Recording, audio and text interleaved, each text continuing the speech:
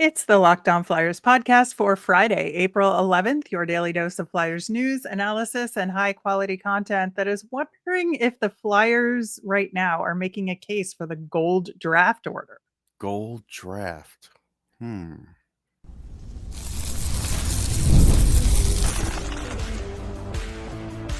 You're Locked On Flyers, your daily podcast on the Philadelphia Flyers. Part of the Locked On Podcast Network. Your team every day. Hey there, and thanks for making Locked On Flyers your first listen every day. I am Rachel Donner. I've been podcasting about the Flyers, the NHL, and hockey for a decade. I'm here with prospect expert and Flyers credentialed reporter for 19 years, Russ Cohen. Today's episode is brought to you by FanDuel. Right now, new FanDuel customers can get $250 in bonus bets if that first $5 bet wins. And to keep up with our latest episodes and Flyers news, you can find us at Locked On Flyers on Instagram, Threads, Blue Sky, and Twitter. And of course, here on the Locked On Podcast Network, your team every day.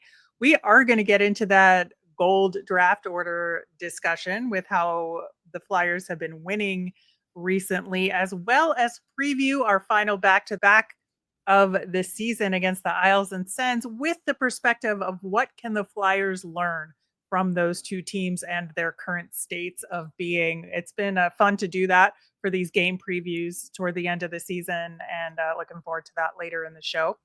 First off, we do have an update on Carson Bjarnason. He, as we talked about earlier this week, there was information out there that he was on his way to Philadelphia following the end of his season in the WHL with Brandon when they were eliminated. He was just nominated for WHL Goalie of the Year, which is very cool for him. It shows, how well he played this year.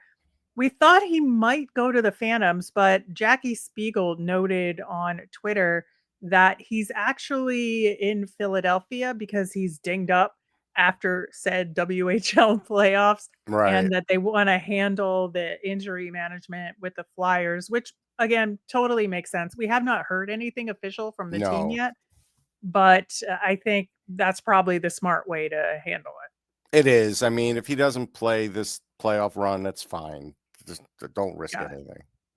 I agree.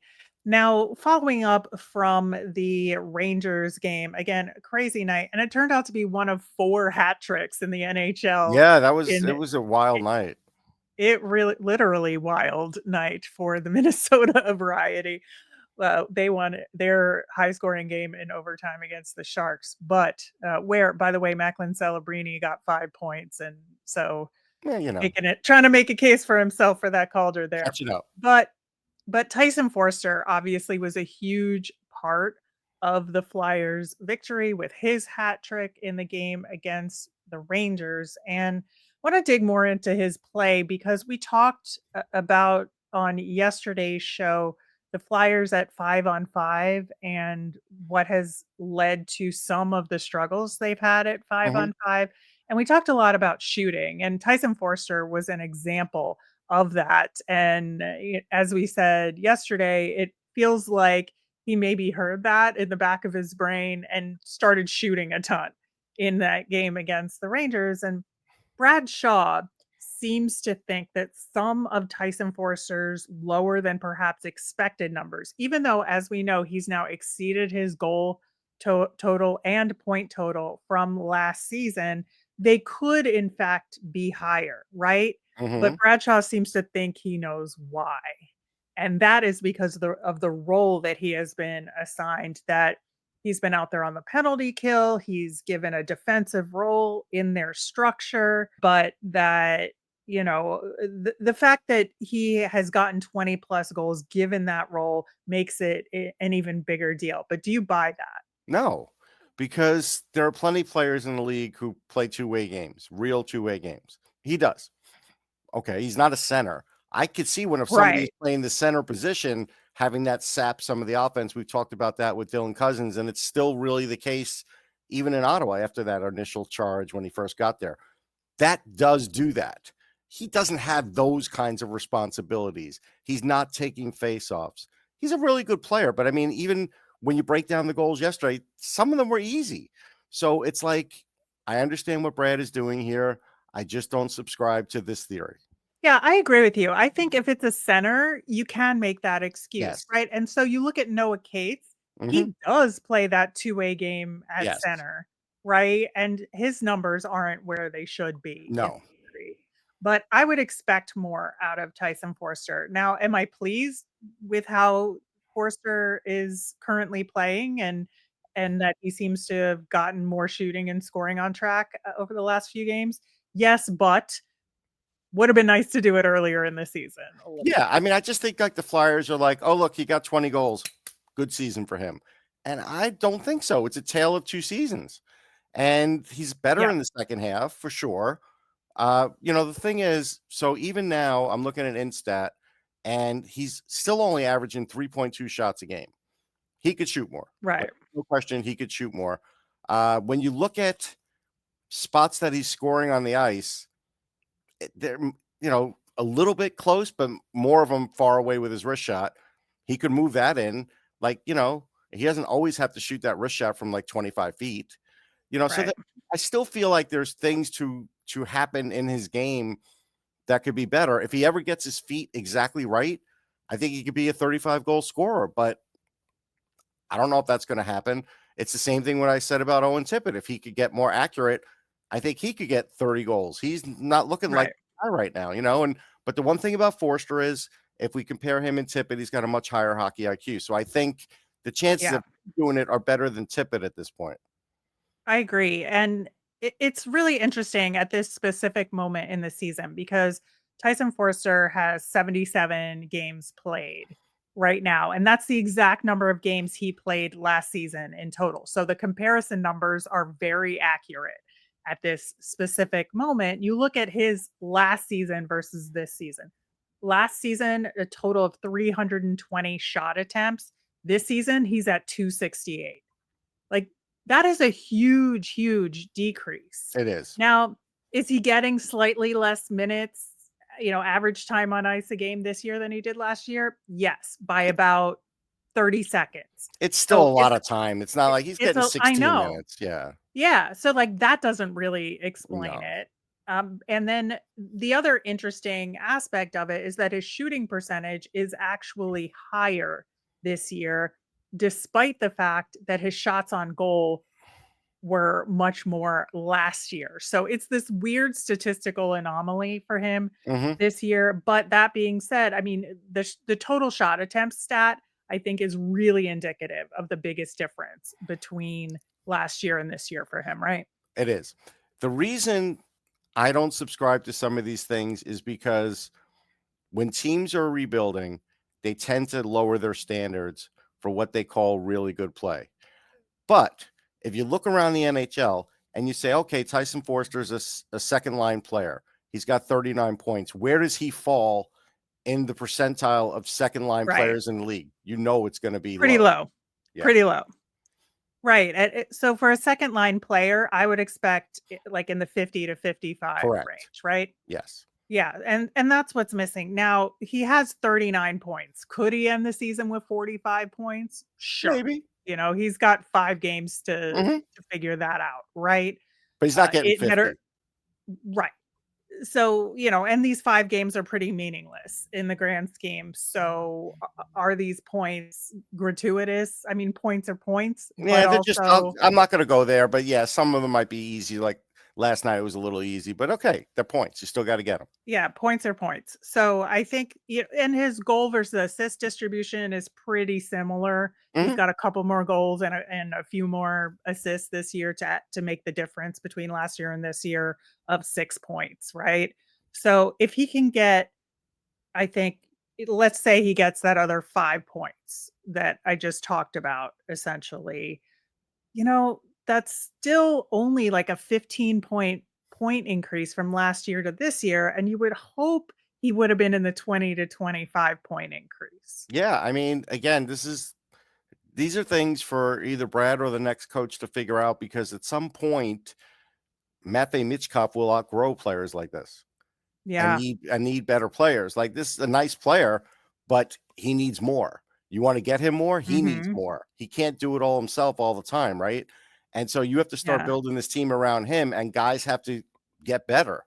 And if they don't get better, you have to get better guys. Right, exactly, and I think obviously we know the Cates line is very solid, and Mhm. they've been no doubt one of the biggest bright spots of this season. So I'm not suggesting we break them up No, on a regular basis. I think next year they should stay together unless there's some other magical combination that right. appears, right? Which does happen. Like Sure. lines get broken up for other good lines.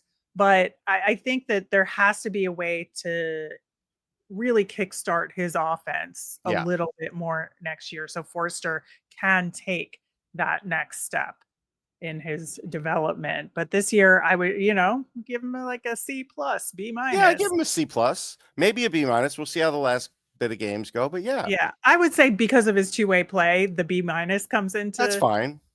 to factor here, but he needs more production in He order does. to kind of go up But his there. two-way But play is really good. No question. He yeah, deserves really, plaudits really for that. good. Yeah. So let's see how we can encourage him to be better. That's Mhm. all we're saying Yeah. here. All right. So the Flyers have won a bunch of games since John Tortorella has been fired. We're Mhm. going to talk about that in the context of the gold plan for the NHL draft. We're going to do that coming up next. The NBA playoffs are almost here, and FanDuel is giving new customers an incredible way to get in on the action. Right now, when you join FanDuel and place your first $5 bet, you'll get $250 in bonus bets if your bet wins. From three-pointers to steals to assists, FanDuel has so many ways to bet your favorite player props. Plus, after the game tips off, you could even combine live prop bets into a same-game parlay for a chance to win big. I would take the Lakers. That's what I would do right now. Don't miss out. Head to fanduel.com and claim your $250 in bonus bets today. All right. On the Monday show, we will, of course, recap the weekend back to back against the New York Islanders and Ottawa Senators. Plus, we will have our nemesis of the week.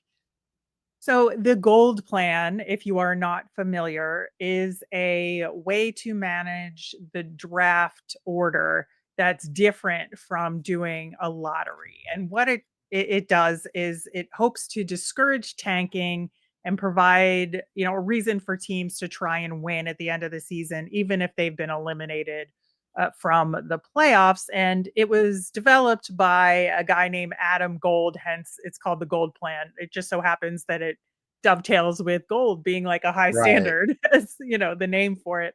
It was Wait, so you're proposed in saying if his name was 2012. Adam Bronze, he would have come up with a different name for it?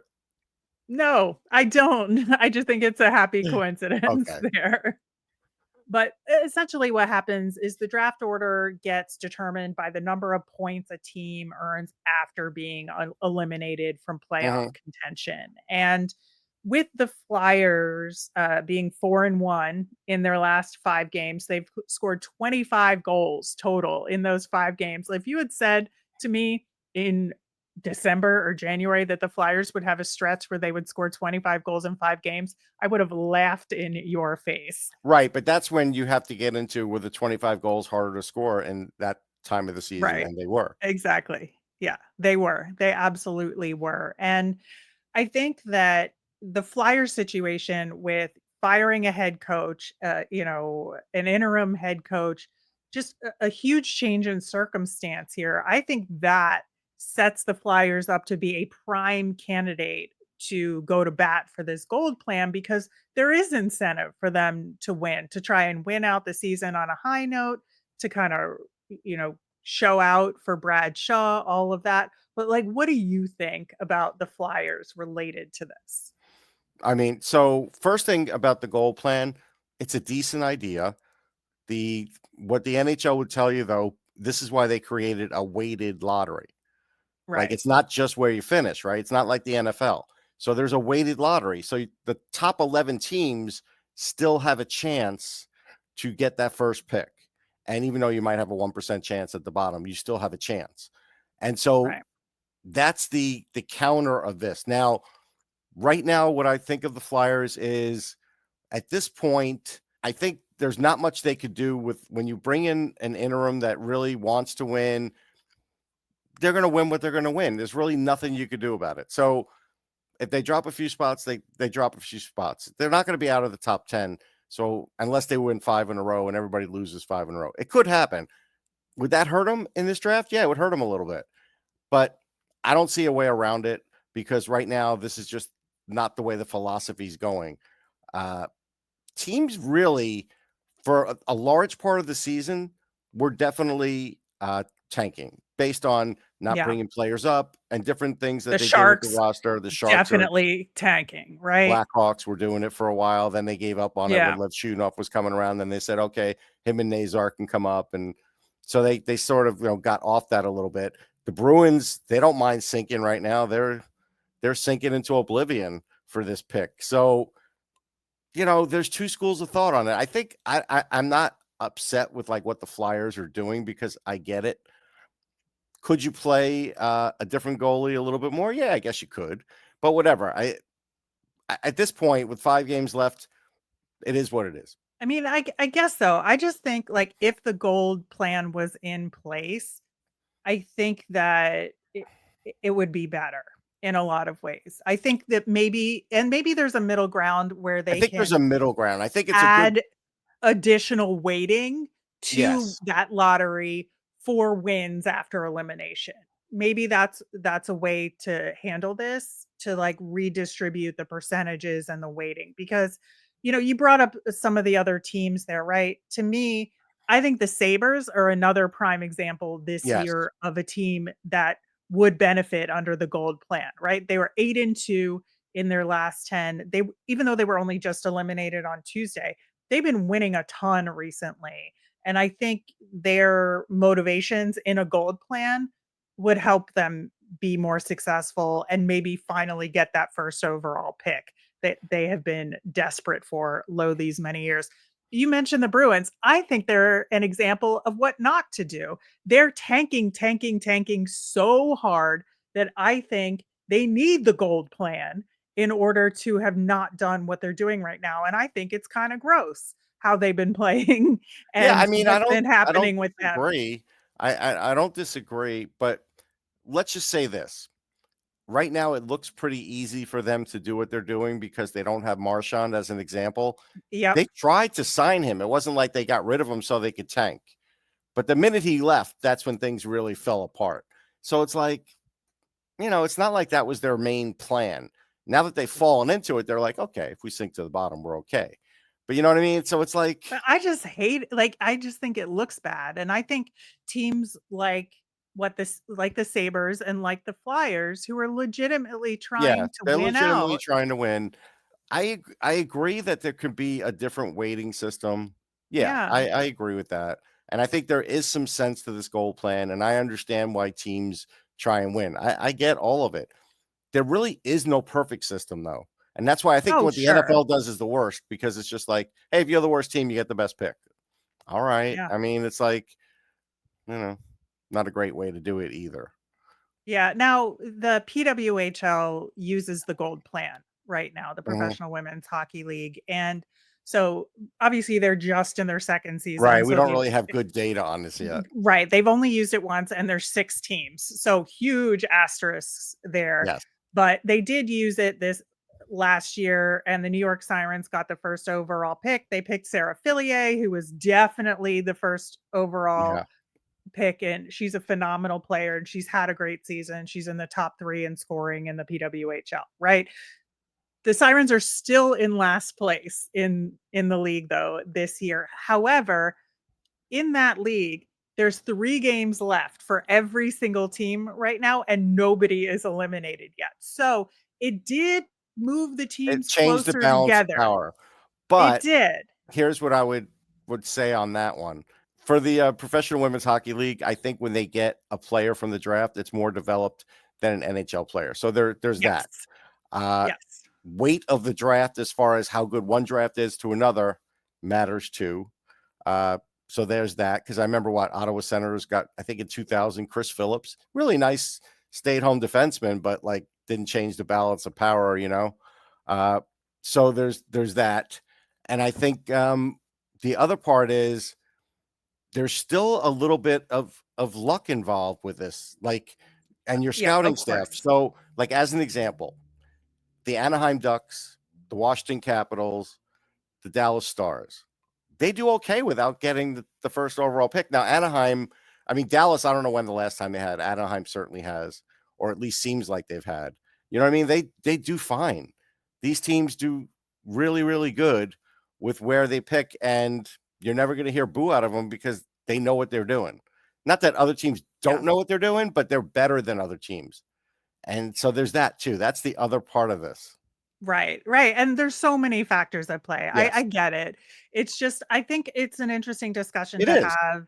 And I think the Flyers are doing what they can to win. And I am more and more on the side of the fence that says we need to adjust the weighting a little bit more Yeah. and count Well, these now's the wins time. They're after doing the CBA elimination. now. Like, if they're doing it, Yeah. they're going to do it now. Yeah. They absolutely should include it in those discussions. But, they're not going to listen to us. But I wish they did. At any rate, the Flyers are wrapping up the season this upcoming week, and they're starting with a back-to-back this weekend against the New York Islanders and Ottawa Senators. What lessons can we learn from how those teams are managed? Coming up next.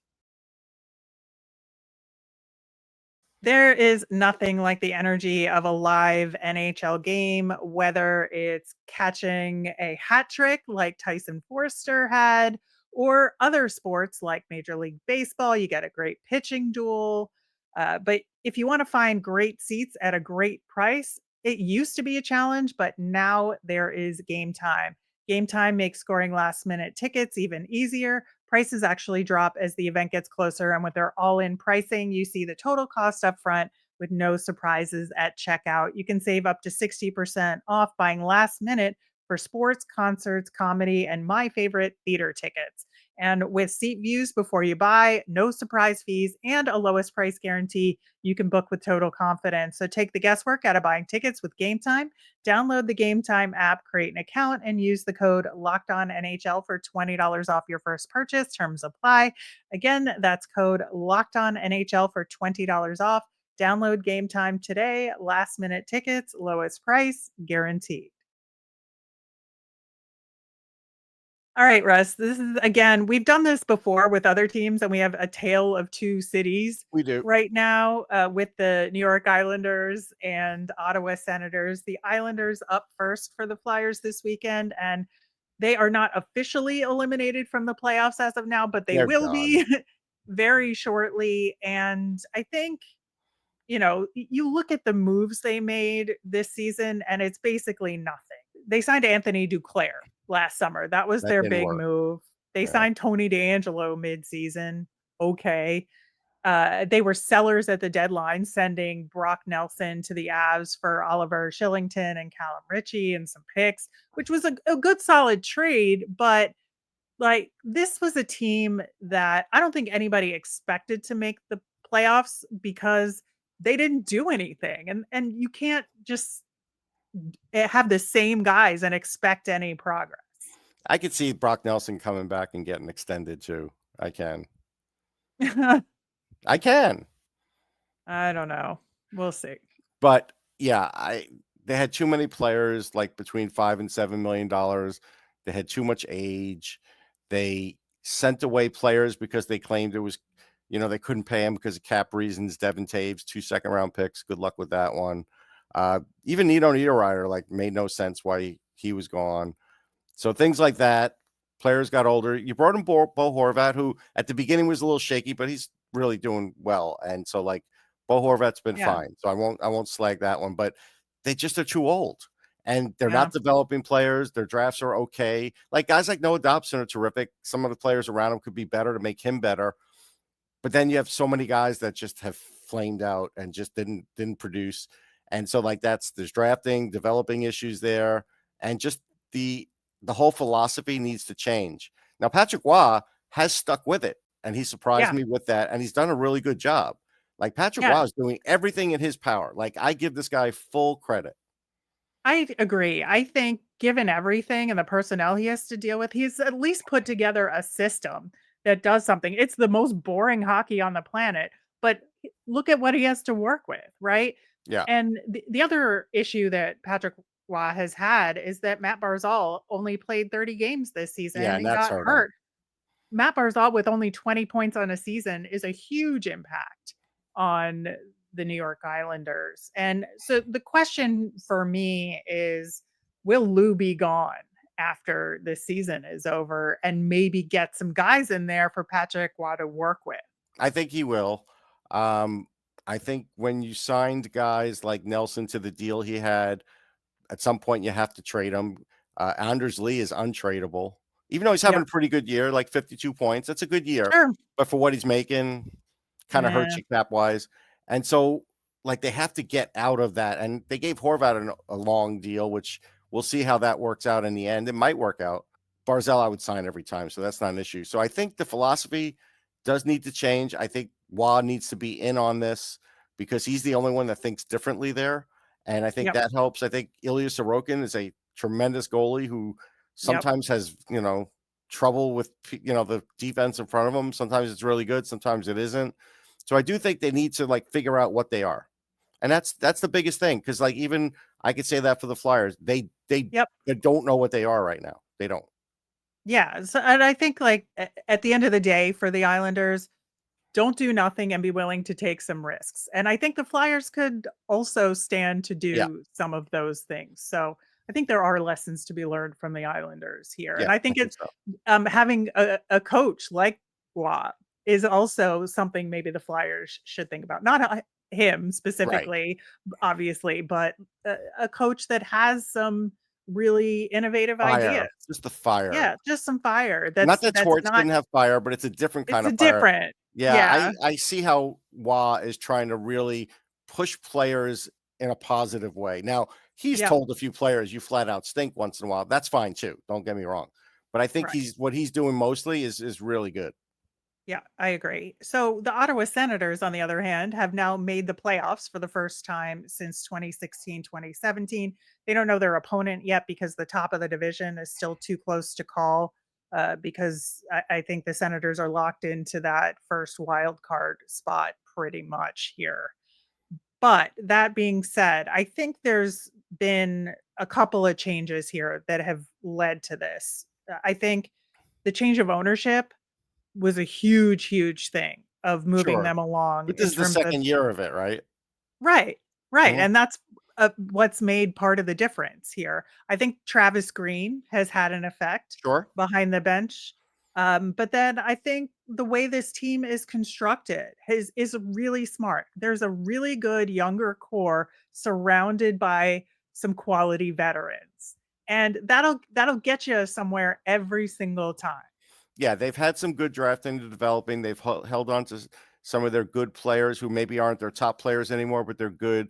They got, Yep, Shane Pinto on a good contract after his yep. troubles, and he's having a good year. Uh, They none got of this, Allmark, well, that which was, was the right goalie to but I was bring going to in. say, none of this would even matter if they didn't get Yeah. Allmark. And that's the biggest thing the Flyers can learn from this lesson is like, I Yeah, was on another show and they were like, well, Danny Briere said Sam Urson is his goalie. I'm like, yeah, for a year. But if he was really his goalie, he'd be signed to a 5-year deal, and he's not. So he's his goalie for a year. correct. And this is what happens when you finally find the right goalie. Everything else can start to fall into place at that point. The Flyers are not at that point yet. They also have some higher end talent than the Flyers do overall. If you want to say Right, Michkov is as good as any of their high end talent, okay, I won't disagree with you. But then when you start going down the line, the Flyers don't have a defenseman like Jake Sanderson. The Flyers don't right. have an older veteran like Claude Giroux. Sorry, they don't. And because they're not allowed to at the moment. So, but that helps that team. Claude Giroux could still play, right? So there's that.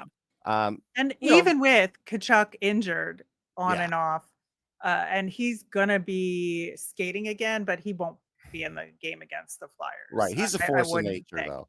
He's Yeah, he's a but guy. Stützle is the great young player in that Yes, core, and then you do have those veterans like Giroux, you have Perron and Hamonic, and I just think it's a really good balance on that roster, and that's what the Flyers I think can take away from them. right. Like the balance is good, but that team was a team that was always talented enough for the last 2 years to make the playoffs, but they didn't have the right goalie. That's the biggest takeaway from this. Trust me, because I have a good friends in Ottawa. They showed me the percentages of Yep. how many games they lost because of goaltending, and Oh, you I know, believe it. and the Flyers are heading down that path. I hate to say it, Right. but unless they can fix something somewhere, there's nobody that's going to take over next year unless they trade for John Gibson, which I don't think is going to happen. It's going to be really hard. So that's a hard thing to look at. Buffalo. Buffalo hasn't figured out their goaltending. Everything else is there.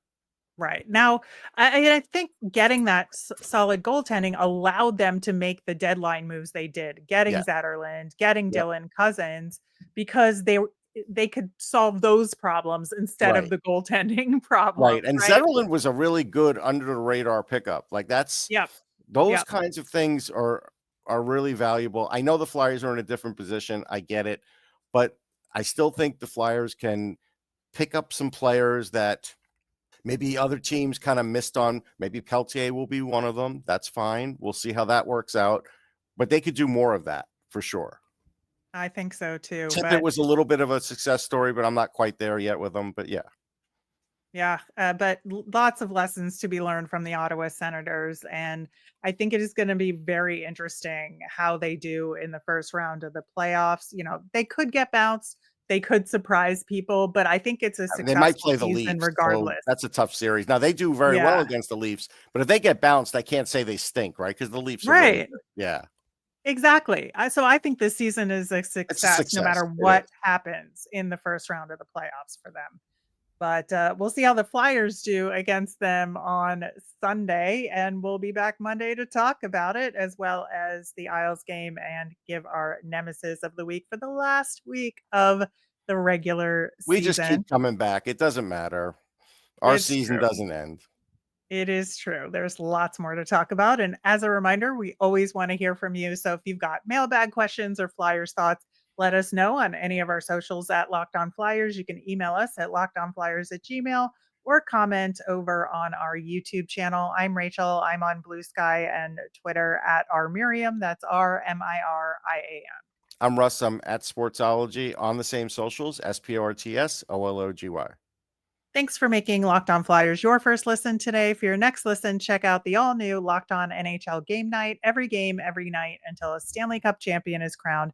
Get local analysis on a national scale. You can find Game Night on Locked On NHL on YouTube or wherever you listen to podcasts. Have a great weekend, everybody.